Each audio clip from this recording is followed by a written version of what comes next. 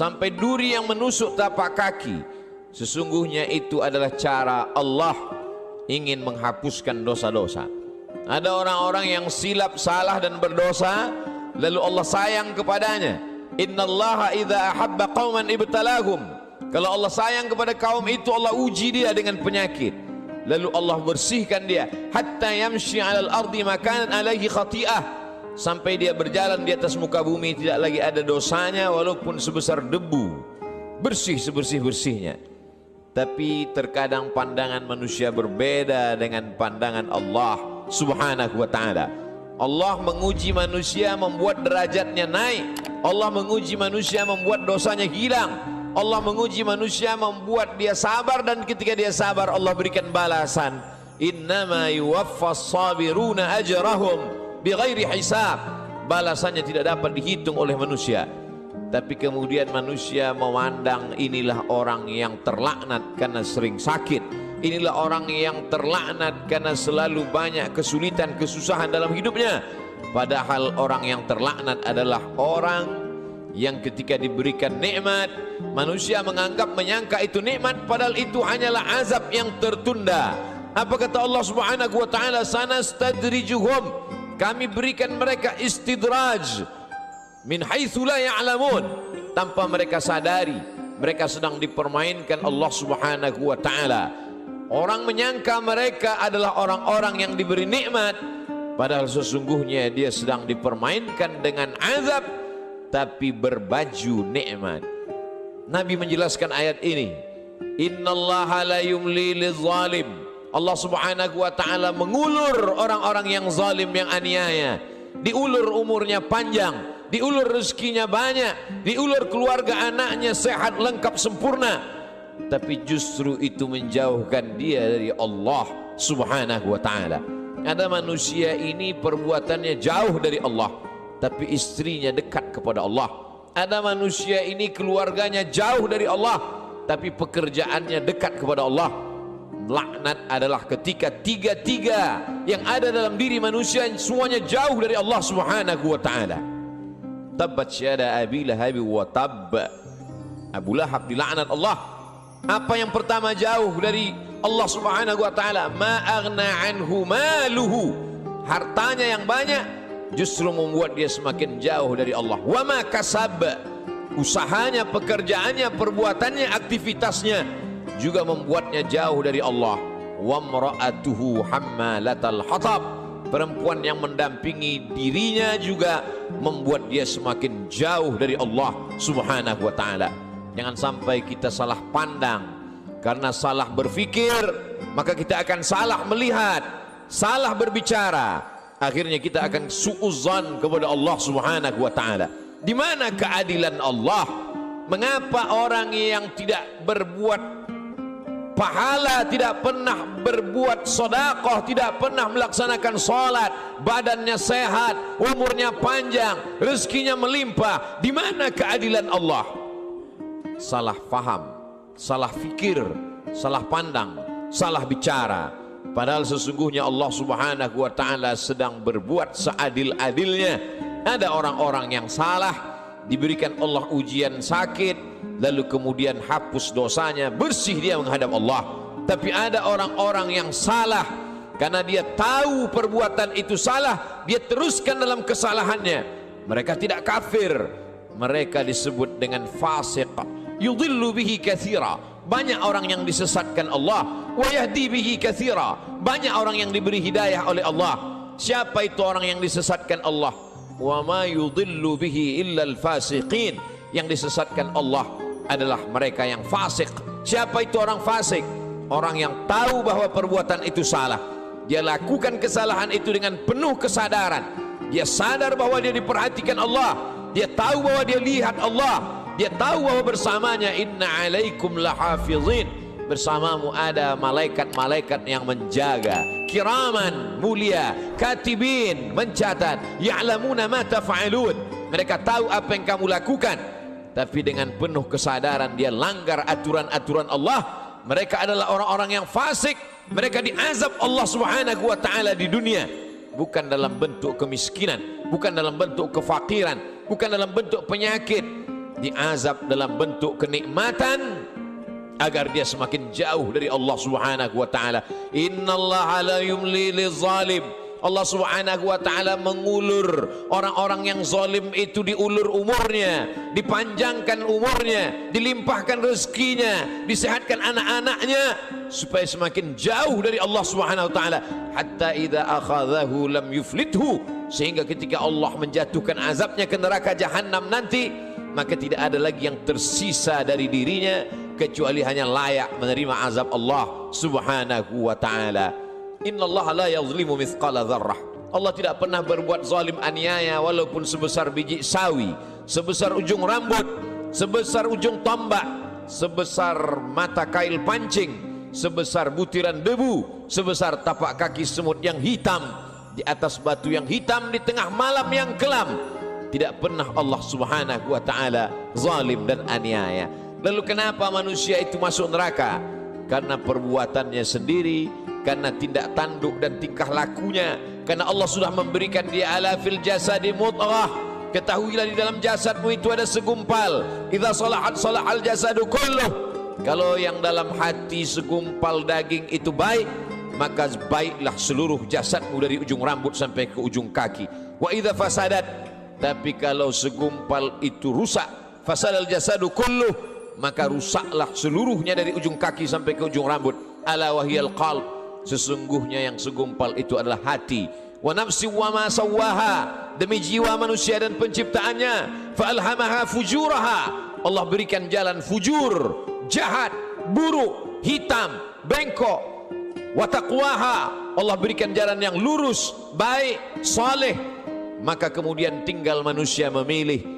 Manusia memilih. Qad aflaha man zakkaha, beruntunglah orang yang mensucikan hatinya, lalu dia memilih jalan yang diberikan Allah Subhanahu wa taala. Wa qad khaba man dassaha, rugi sia-sialah orang yang mengotori jiwanya, lalu dia mengotori dirinya, lalu kemudian dia kembali kepada Allah dengan pakaian dosa, lalu kemudian dia heran sendiri melihat dirinya di hadapan Allah. Ya Rabb, ma li hadzal kitab, mengapa buku catatan dosa amal perbuatan saya ini la yughadiru saghiratan, semua yang kecil-kecil, wala kabiratan, semua yang besar-besar, illa ahsaha, semua tercatat tertulis dalam buku yang nyata.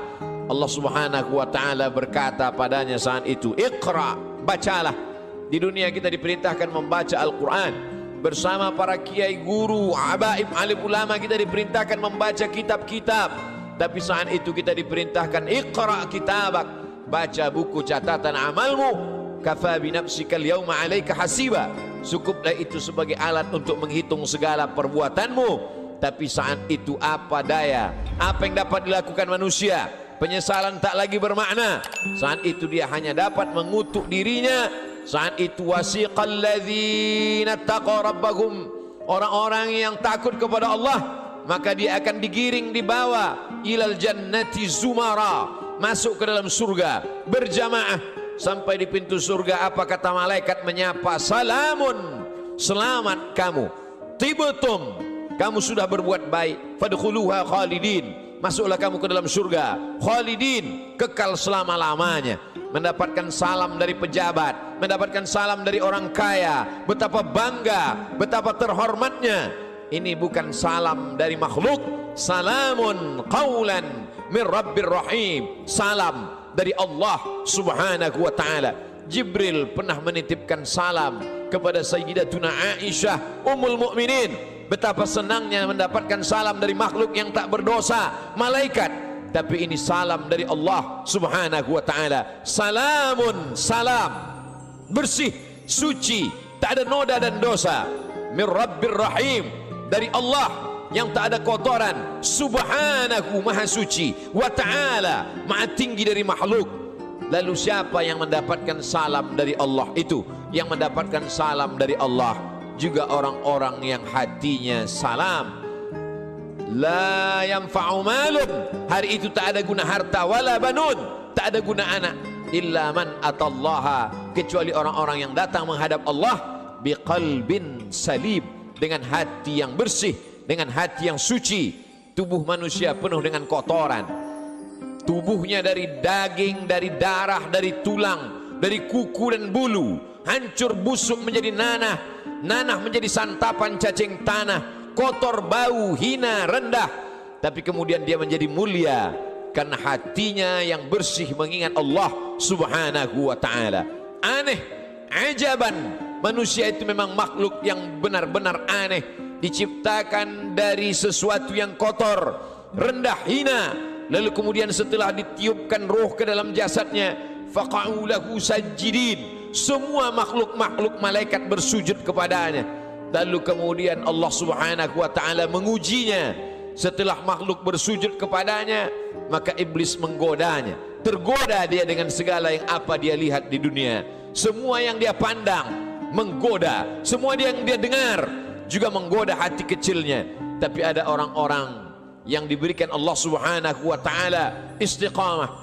Alladzina qalu rabbuna Allah, mereka berkata Rabbku Allah, summa istaqamu, setelah itu dia istiqamah, maka Allah berikan balasan. Tatanazzalu alaihimul malaikah, turun kepada mereka malaikat. Apa kata malaikat? Berkata, alla takhafu, jangan kau takut, wala tahzanu, jangan kau sedih. Karena memang penyakit manusia hanya dua saja. Yang pertama takut, yang kedua sedih. Takut terhadap masa depan, sedih terhadap masa lalu, sedih terhadap masa yang sudah lampau. Ada kekhawatiran, ada kecemasan yang berlebih dalam diri manusia untuk melihat masa depan. Cemas yang berlebih itulah yang membuat naik tensi darah. Cemas yang terlalu berlebih dari batas normal itulah yang membuat naik jantung koroner, diabetes dan lain sebagainya. Tapi orang-orang yang istiqamah, dia selalu berada dengan Allah subhanahu wa ta'ala. Masalah hidup ini besar, tapi dia berharap kepada yang maha besar. Allahu Akbar. Masalah hidup ini hebat, tapi dia mendekat kepada yang maha hebat. Allah Jalla Jalaluh, mulia. Tidak ada yang lebih mulia daripada Allah subhanahu wa ta'ala. Semua yang bersama dengan Allah, maka Allah akan membersamainya. Orang-orang yang diuji itu selalu merasa bersama dengan Allah, maka kemudian Allah membalasnya, innallaha ma'as sabirin, Allah bersama mereka. Ayatnya tidak berkata innas sabirina ma'allah, orang-orang sabar bersama Allah, tapi Allah lebih mendahulukan dirinya. Aku bersama mereka, kata Allah subhanahu wa ta'ala. Ana inda husni zanni abdi bi, aku menurut prasangka hambaku kepadaku. Idza dzakarani, kalau dia mengingat aku, menyebut aku, fi nafsihi, dalam dirinya sendiri, dzakartuhu fi nafsi, maka aku pun akan menyebut, mengingatnya sendiri, kata Allah subhanahu wa ta'ala. Wa idza dzakarani fi mala'in, kalau dia mengingat aku, menyebut aku bersama orang-orang yang ramai, bersama makhlukku, kata Allah, dzakartuhu fi mala'in, aku juga akan balas, aku akan sebut namanya, aku akan muliakan dia. Fi mala'in khairum min mala'ihim, di satu kelompok jamaah, di satu kelompok orang makhluk yang lebih mulia daripada mereka. Saat itu makhluk ini dimuliakan Allah subhanahu wa ta'ala. Majtama'a qaumun fi baitin min buyutillah, sekelompok orang berkumpul di rumah Allah, yatsluna kitab Allah, yang dia baca adalah firman ayat-ayat Allah, wa yatadarasunahu fima bainahum, dia kaji isinya dalam kajian tafsir, dalam kajian fikih, dalam kajian hadis, dalam kajian akhlak, dalam kajian usul fiqh.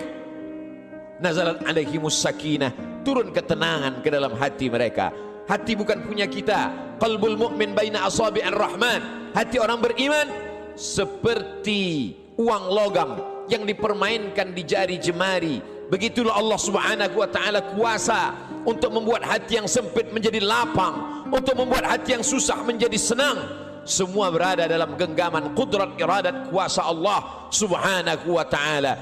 Haffat bihimul malaikah, mereka dikelilingi oleh para malaikat. Wa dzakarahumullahu fi man indah, dan mereka dibanggakan Allah subhanahu wa ta'ala kepada para malaikat.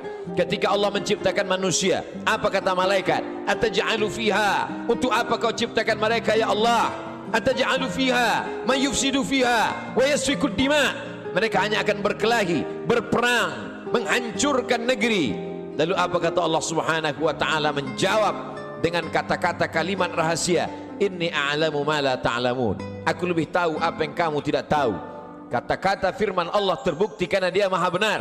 La yatihil batilu min baini yadayhi wala min khalfih, tidak ada kebatilan dari depan, belakang, atas, bawah, kanan dan kiri. Maka Allah tunjukkan ada sekelompok manusia yang ketika kata-kata orang lain kotor, nista, najis, yang keluar dari mulutnya adalah subhanallah, walhamdulillah, wala ilaha illallah, wallahu akbar. Ada sekelompok manusia ketika hati manusia mencaci maki, mengutuk Allah, mengutuk nasib, mengatakan tidak adil takdir Allah, tapi ada manusia yang ridha menerima ketetapan Allah subhanahu wa ta'ala. Orang-orang yang ridha, orang-orang yang istiqamah, maka Allah balas mereka, alla takhafu, tidak lagi ada rasa takut dalam hatinya, wala tahzanu, maka kosong hatinya dari sedih. Setelah hati itu hilang rasa takut dan rasa sedih, lalu kemudian ditanamkan Allah kebahagiaan dan kesenangan. Wa abshiru bil jannati allati kuntum tu'adun, berbahagialah kamu mendapatkan nikmat surga yang dijanjikan Allah subhanahu wa ta'ala. Ketika datang seorang sahabat bertanya kepada Rasulullah, "Ausini, berikan aku wasiat pesan yang singkat. Setelah aku dapatkan, aku tidak perlu lagi bertanya kepada siapapun di dunia ini ya Rasulullah." Lalu Rasul memberikan pesan yang singkat, "Qul," katakan, "amantu billah, aku beriman kepada Allah, aku percaya kepada Allah, aku yakin kepada Allah. Tsumma istaqim, setelah itu istiqamahlah. Faqsusil qasasa, ceritakan kisah-kisah itu ya Muhammad. Faqsusil qasasa, ceritakan kisah-kisah itu wahai pewaris Muhammad sallallahu alaihi wasallam. La'allakum yatafakkarun, mudah-mudahan mendengar kisah itu mereka akan berfikir. Mudah-mudahan dengan membaca, mendengar kisah itu mereka akan merenung. Afala yatadabbaruna al-Quran, kenapa mereka tidak merenungkan isi makna Al-Quran? Am ala qulubin aqfaluha, atau hati itu sudah mulai terkunci di kunci Allah subhanahu wa ta'ala. Allah uji Ibrahim alaihi salam, diuji dengan menghadapi ayah yang kufur kepada Allah, Azar, dia tetap istiqamah. Diuji dengan menghadapi umat Namrus, membakarnya dengan api, dia tetap istiqamah. Diuji dengan tidak punya anak, berdoa siang dan malam, Rabbi habli minas salihin, dia tetap istiqamah. Setelah anak lahir diuji lagi, Allah minta anak itu dikurbankan, dia tetap juga istiqamah. Ujian datang silih berganti. Itu juga yang terjadi pada Musa alaihi salam, dibesarkan di istana Fir'aun, lengkap dengan segala kenikmatan dan kemewahannya. Mudah sekali cara Allah mengeluarkan Musa dari istana Fir'aun. Dia lihat ada dua orang yang sedang berkelahi, fawakazahu Musa, Musa memisahnya, tapi dua orang ini tidak juga mau terpisah. Musa memukulnya. Saat itu takdir berkata orang itu mesti mati, dan kebetulan yang mati itu adalah bagian dari komunitas Fir'aun. Nabi Musa takut. Sebenarnya itu hanya skenario cara Allah agar Musa keluar dari istana Fir'aun. Lalu kemudian saat itu tidak ada tempat dia bergantung. Selama ini dia bergantung kepada Asia, selama ini dia bergantung kepada makhluk, selama ini dia bergantung kepada ciptaan Allah. Allah lepaskan manusia dari segala ikatan agar hati itu hanya bergantung kepada Allah subhanahu wa ta'ala.